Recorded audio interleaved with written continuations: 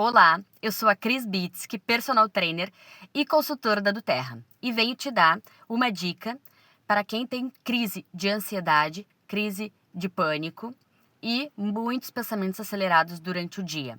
Para um pouquinho, vai colocar uma gota de balance na palma da sua mão e uma gota de frankincense. Em forma de conchinha, vai fazer no mínimo 5 vezes de inalação.